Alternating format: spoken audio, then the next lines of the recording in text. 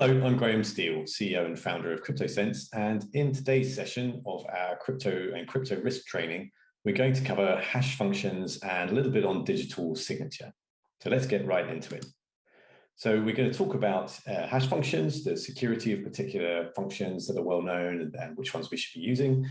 We're going to talk about HMAC, which is a really interesting construction that's used so much in practice, you're bound to come across it.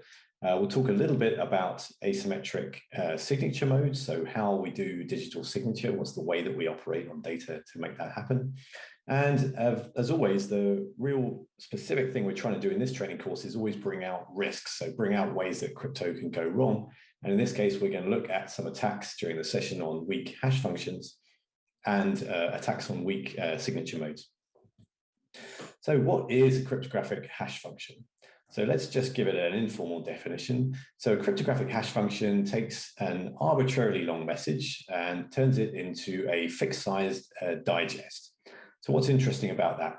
Well, an interesting property, for example, of a good hash function is that if we take a really big message, so it could be a gigabyte file or something, if we change just one bit of that file and then rerun our hash function again, the digest will be completely different. We won't be able to tell that these files were similar at all. And so what's really going on there is a bunch of properties that we can define, and we're going to give some semi-formal definitions here. There's a great paper by Phil Rogaway, if you really want to go into the fine details of these security definitions on hash functions. But properties we frequently talk about are resistance of a hash function to a first pre-image. So what does that mean? That means that if I give you a digest, so I say I want to have a digest value for my hash function of Z, it's not feasible for you to compute a message X such that the hash function digest of that message X is going to be Z. So you can't reverse the hash is basically what that's saying. If I say, okay, what is there anything out there that gives this digest? You can't come up very easily or not in a computationally feasible way with a message that gives that digest result. And then there's another related property, which is called second pre-image resistance. So that is to say, if I give you a message, it's not possible for you to take that message and compute a second message that's different, such that the digest of these two messages are the same. So that's a slightly different property. And whether these two things are actually comparable, as you can see if you read the Rogaway paper, depends on the compression that the hash function gives, and you can find pathological examples with an identity function hash function that doesn't do any compression, but breaks a lot of these comparisons. But anyway, just know that that is intuitively the property that we're looking from a good hash function is that if I give you one hashed message, you can't compute another message that also has the same digest as that one. If you could break the security of the hash function very easily. And then finally, there's a last property, which is called collision freeness. So it's not computationally feasible to compute two messages, and you've got a free choice of what they are, right? So I'm not giving you one message like I was in second pre-image. You can compute any X and X prime such that they have the same hash. And so it should be fairly clear that if my hash function is collision free, then I automatically get the other properties, first and second pre-image resistance. The comparison between those is a bit more complicated. So of course, in practice, we know that if we're going to have any function that takes an arbitrarily long message and produces a fixed size digest, because that digest is just a smaller size of possible values, there will exist in the wild some pairs of messages such that the hash of X is equal to the hash of X prime for these two messages. It's all about how feasible is it to compute those. So can I produce an efficient algorithm that turns up those collisions? And whether I can or can't, as we're going to see, makes a massive difference to the security of the hash function.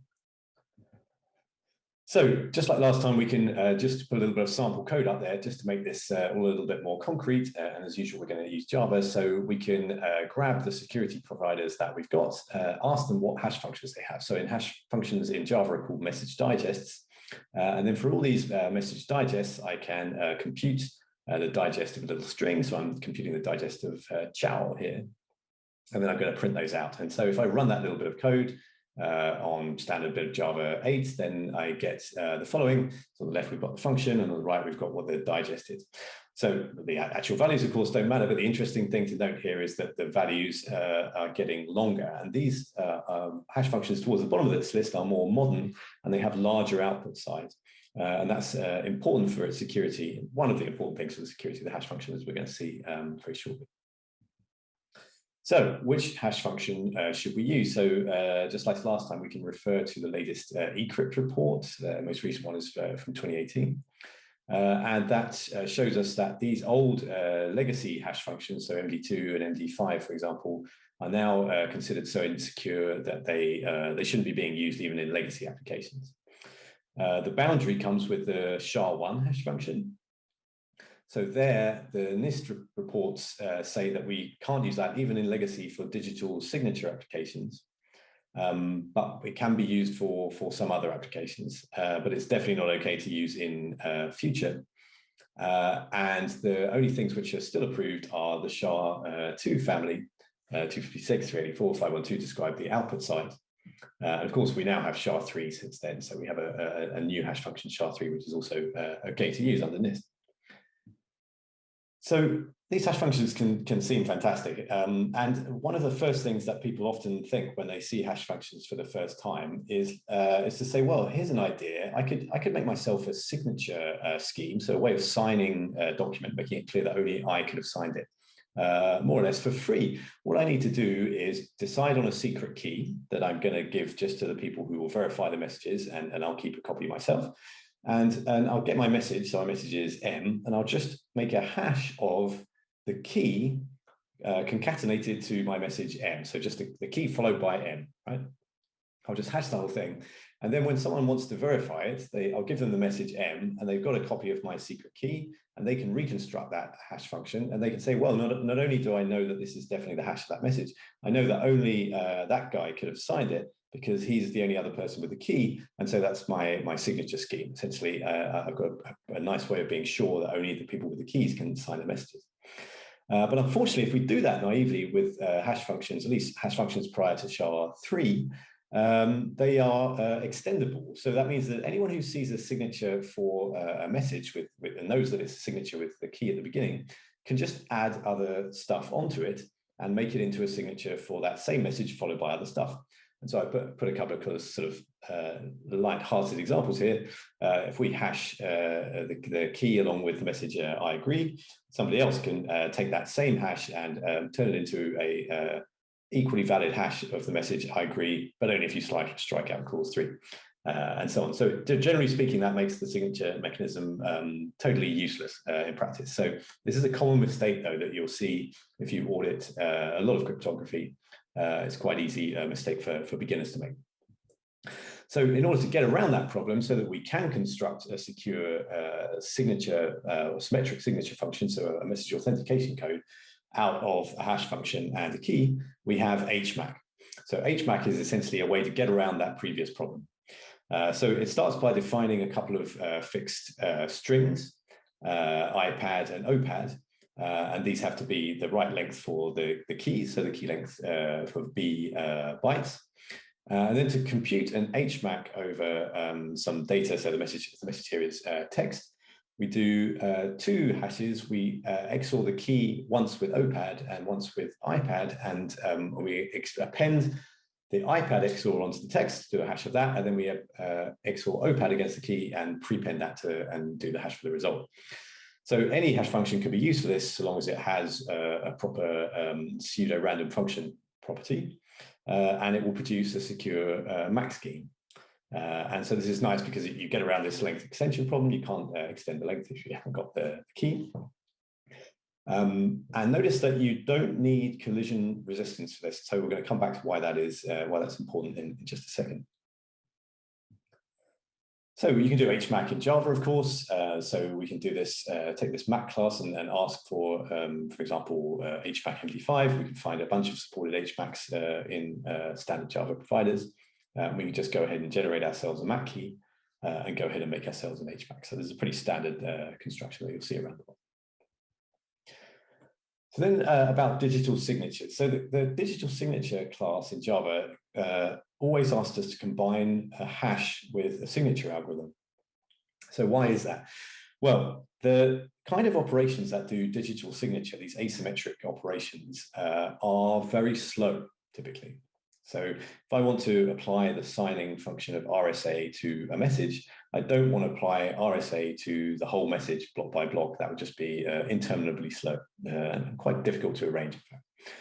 So we always compute the signature of the digest of the message. So we run the hash function over the whole message, and then we sign the digest. And then I present somebody with the document, and I present them with the signed digest. And it's very easy for them to check the validity of the signature. They just have to run the same hash function over the message and then verify the result against the signature they got. And so this is how, in practice, digital signature always works. And so when we choose an algorithm to do a signature in Java, we choose a combination of a hash function and the signature algorithm. You can see this here, SHA-512 with RSA, for example, is going to combine those two. Interestingly, so you can also do elliptic curve and old school DSA signature in Java. These are not considered recommended for future applications by ENISA, mostly because of difficulty producing provable security guarantees. But of course, in practice, you will see quite a lot of at least ECDSA still lurking around. So here's just a little bit of example code, how we do a signature. So we ask to do SHA-256 with RSA, and we generate ourselves our key pair. We take the private part of the pair, of course, and we use that to just call a signature update, and then we're done. So that's doing the behind the scenes, that's calling the hash function for us.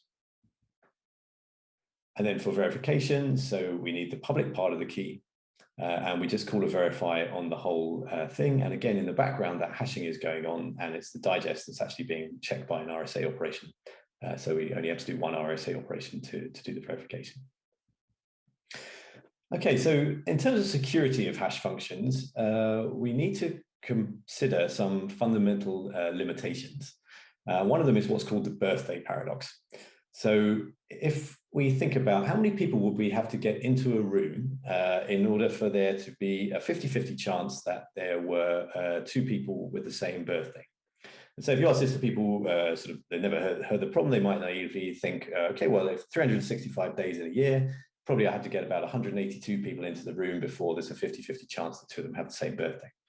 But in fact, it's way, way fewer than that. The reason for that is for 182, that would be what it would need if you wanted to find a 50-50 chance of somebody having a specific birthday. So it's a little bit trying to do a kind of pre-image attack. So I tell you I want somebody of that birthday to be in the room, and you tell me how many people you need to get in the room before there's a 50-50 chance that one of them has that exact birthday. But here I'm only looking for a collision on birthdays if you want.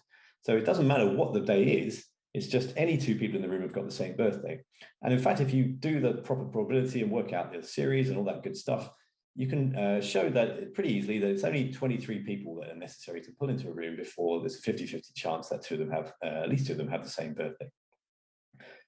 And an approximation for this, a kind of rule of thumb, is to take the square root of the number of possible values if they have equal probability. So 23 is actually a bit more than the square root of 365, but it gives you a good rough idea. And we often use that square root approximation in practice when we're working out the equivalent of the birthday attack, for example, on a hash function.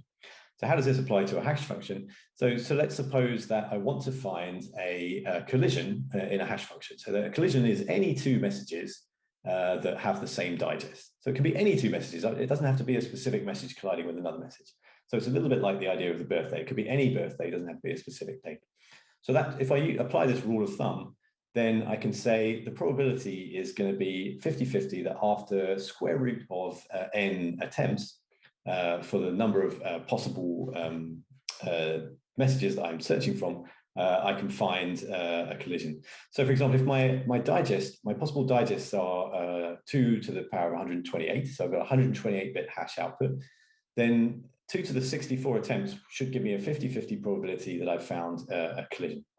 So we can see that as computing power gets larger and larger, we're going to need to have larger digest output in order to make sure that we are safe from this sort of brute force collision attack. And that indeed is what we see in practice as the bit size of hash digest has got longer and longer. So hash collisions can be found by smarter algorithms, by cryptanalysis. So a lot of research went on recently, over the last 20 years, looking at how we can break down the operations inside MD5 and inside SHA-1 to figure out a collision. And so the result of that is that now we have very efficient algorithms for finding MD5 collisions and at least one example of real SHA-1 collisions. And so that means that's why in those tables from ENISA, for example, we are now not allowed to use MD5 and SHA-1 for digital signature applications. Because once you have a collision inside your hash function, basically all sorts of horrible things go wrong if you're talking about signature. You can't trust the signature on a document anymore. I'll talk a little bit about that concretely in a second. But of course, all these legacy hashes, even though we don't have super efficient algorithms for their collisions, they have short tag sizes, and we know about algorithms that could weaken their security. And so those things are no longer considered secure either. So it's instructive to look at the history of MD5 insecurity, particularly when we're thinking about the security of hashes that we're using now, or how fast, for example, we should get rid of SHA-1. So the first collisions appeared just around the crypto conference in 2004. And so these kind of collisions typically had two messages that had the same prefix, P, so the same beginning of the message, and the same suffix, S, so the same end of the message. And then in the middle, they had two quite sort of random looking, of course, they're not actually random, they had, but uninterpretable values, C and C prime, that were very specifically chosen so that the hash of these two messages would be the same. So that's a really interesting first result. It's very hard to forge documents using that, because it's hard to find documents that have these strange looking values C and C prime in them. It's much more useful to be able to make forged documents if you can find what's called a chosen prefix collision. And the first one of those was found in 2007. So a chosen prefix collision, I can choose the P and any P prime. So I can have two different starts to the message. And then I insert a short bit of sort of random looking data. So data that will be hard to hide in a document, C and C prime. And whatever the P and the P prime were, if I add the same suffix on the end, I'll get a collision. So this is a much more powerful construction, because essentially what I can do is produce two different documents, P and P prime. And then by adding some random C and C prime, stuffing that in somewhere, I can make sure that any two documents will end up having the same signature. And that enables you to do really nasty things. So for example, in 2009, a team showed how to use these chosen prefix collisions to produce a rogue CA certificate. So to get one certificate signed and then produce another one that had the same MD5 digest and would be accepted. And in 2012, we discovered that there was a really sophisticated piece of malware being employed for information gathering, sort of state level equipment and techniques being used. But part of the exploit was to use an MD5 collision. And later forensics showed that this MD5 collision was employing a different method than the one that became public in 2007. In fact, that same malware had probably been deployed long before 2007. So state level adversaries already knew ways to make chosen prefix collisions long before it became public. And so given that we're in the situation now that we have SHA-1 collisions, it can be interesting to speculate about whether there are organizations out there that know how to make chosen prefix SHA-1 collisions. And that should be in our minds when we're thinking about how fast we need to migrate away from SHA-1, particularly in contexts where collisions are important. So when the MD5 collisions came out, there were a lot of scrambling to replace things. But one of the questions that was open was, well, what happens to HMAC? There's a lot of HMAC MD5 was around at the time. HMAC MD5 was in TLS deployments, which we used at the time, for example. So an RFC from 2011 notes that it's no longer acceptable to use MD5 when you need collision resistance, but it's not urgent to stop using MD5 in places such as HMAC. So as we said before, the HMAC construction only relies on the pseudo-randomness of MD5, not on its collision resistance. But the tag length, so the output length of MD5 is essentially too small. So it's not gonna, it's only 128 bits, it's not going to suffice against brute force attacks. So these eCrypt reports always point out that we should be, in fact, moving away from that anyway. And that even applies to HMAC SHA-1 with its 160-bit output. There are other hashing security issues, so we have to be really careful with this. Hashing can look amazing. It's just such a powerful, fast function, does so many things that we can sort of see it as a Swiss Army knife, but we have to be very careful with it. So one example is that we can easily be fooled into thinking that publishing the hash of some data doesn't reveal anything about the data. So that's the whole point of a hash function, right? I just hash this big pile, give you some random looking digest, And there's no way that you can reverse that hash back to the message, right? But sometimes the data that we hashed might come from a relatively small set of possible values. So this could happen, for example, if we were to make a hash of 4-digit PIN codes, for example. So we might think, okay, well, we've got PIN codes, and I don't want someone to know what my PIN code is, so I'll just hash it, hide the information, and I'll just publish the digest. But of course, if there's only a small set of possible values, we can just brute force guess. We can just guess the value, calculate the hash of it, and check that value against the hash that's been published. And if I get a match, then I know that I've got the right PIN code. So this might sound like an easy error, but in fact, it creeps into all sorts of big designs. And I put a link here of a security flaw in the AWS S3 encryption client that was fixed in August 2020. That essentially meant that there was, for anything you put in S3, the MD5 hash was being created and might have been in a situation that could have been leaked to someone who was not authorized to read the contents of the bucket. And so if the bucket only came from a small number of values, let's say for whatever reason I was putting my PIN codes into S3, but hashed, then this would obviously allow brute force guessing to happen. So it's an easy mistake to make. Finally, just to talk about RSA signature mode. So we talked a little bit earlier about how we combine RSA with hash functions to calculate their signatures. There's an extra little detail in there, which is the mode that we use to apply the RSA operation to the digest of our message. And there are two main modes for RSA that are defined in RSA public key cryptography standard number 1. They are known as RSA PKCS1 v1.5 mode and RSA PSS. So only PSS is probabilistic. That is that it makes different signatures if you operate it again on the same digest, which allows certain security proofs, because certain notions of security rely on that, to work through. And so you couldn't get the same kind of security proofs for RSA PKCS1 v1.5. And for a while, that was considered to be a little bit suspect, but not a big deal. But there are, in fact, real issues occasionally with RSA PKCS1. In particular, it's fragile to a small bug, a very tiny bug in the way that verification is carried out, that can allow an attacker to forge signatures if the public key has a low public exponent.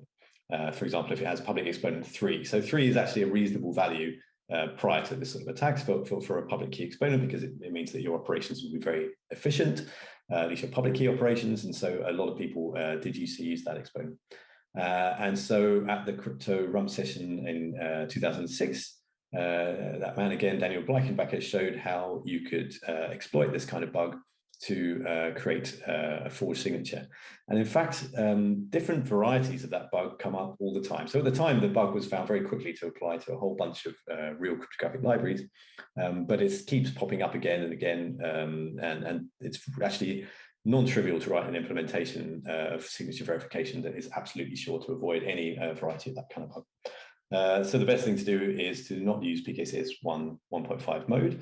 TLS version 1.3, for example, doesn't allow that anymore. It just uses RSA PSS. And certainly to make sure you're not still going into the wild with public keys that have an exponent of 3. Just a few quick references. So of course you can download the slides, get these and follow up to find more about the history of hash collisions, which is fascinating, and also follow through to understand how different techniques were used to generate the MD5 collision used in the Flame malware, which is a really interesting paper to read. Okay, thanks. That's all for now. And join us again for the next session. So make sure you subscribe to the channel so you see when that's going to come out. And we've still got fascinating parts of cryptography to go through, including password-based cryptography and key management. So I'll see you again here on the channel soon.